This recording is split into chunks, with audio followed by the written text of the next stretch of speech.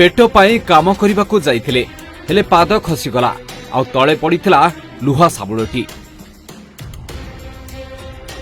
हेले साबुलटी संपूर्ण भावे मुनिया हेई छिड़ा होई रहितला आ ठीक ता उपरे पड़ी जाइथिले युवक आ लुहार अट्टी मलद्वार भितरे पशिगला लुहार अट्टी मलद्वार देई पाखापाखि छाती पर्यंत चली जाइथिला आ सेमिति छटपट होई सेठी गडुथिले युवक जनक आ तापरे निया जाइथिला मेडिकल तेबे किभली आ केते मोटीर लुहा साबुलटी पशि जाइछि से दृश्य आपण भी देखिले आश्चर्य होइजिबे आपणक देहरे मध्य छनका पशिजिब तेबे किछि गाइडलाइन कारणरू से दृश्य को आपण मानकु आमे देखाई परनाहु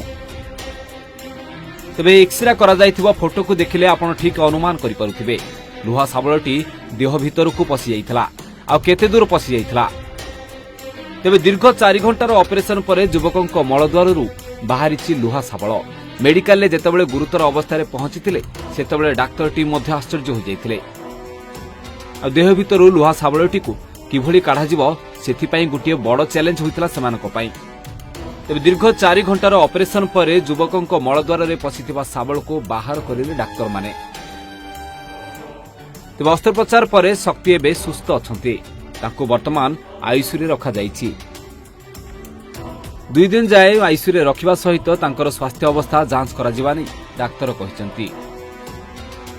ब्रह्मपुर एमकेसीजी मेडिकल रो सर्जरी विभाग वरिष्ठ डाक्तर मानक द्वारा एभली अस्त्रोपचार सफल होइछि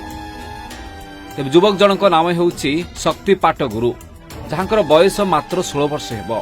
आ से गोटी स्कूल रिपेयरिंग काम करबा को जाइथिले आ एभली अघटन घटी जाइथिला ते मलद्वार देई साबळ पसिजिबा जोगु शरीरर विभिन्न स्थान रे आघात लागिछि शक्तिको स्वास्थ्य अवस्था रे सामान्य सुधार आसीबा परे तांकर अधिक चिकित्सा करा जिवो कंधमाल जिला कोटगड़ थाना तल सुबनगिरी गाँव हेउछि घटना गुरुतर युवकଙ୍କୁ प्रथमे कोटगड़ परे बालेगुड़ा मेडिकल को स्थानांतर करा जायतिला परिस्थिति जेतेबेले गंभीर होइतिला सेतेबेले तांको ब्रह्मपुर बड़ मेडिकल को स्थानांतर करा जायतिला तल सुबनगिरी सरकारी स्कूल रिपेयरिंग कार्य जेतेबेले करुथिले युवक जनक सेतेबेले एभली घटना घटितिला प्रथमे आजबेस्ट भांगी साबळटी तळे खसी पड़ितिला आ साबळटी उपरको मुनिया पटे रहितिला शक्ति से साबळ उपरे पड़ी जाइथिले जेतेबेले आजबेस्टरू तांको पाद खसी जाइथिला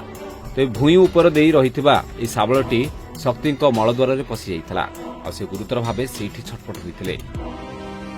घरे थिले आगे सेतेबेले को मो भणजा आसी कैलाश बंधाणी आसी मते डाकिले मामू आ राजा मरि जीव साबळ पसि जाइछि आसो बोलार मु धाई पळेला बेलू सीआरपीएफ माने ऑलरेडी तांको गाड़ी लोड कर सारथिले देखली तो मु तो से कांद मु तो धाई बुली ब्रह्मपुर किरण कुमार मिश्र रिपोर्ट ओडिशा।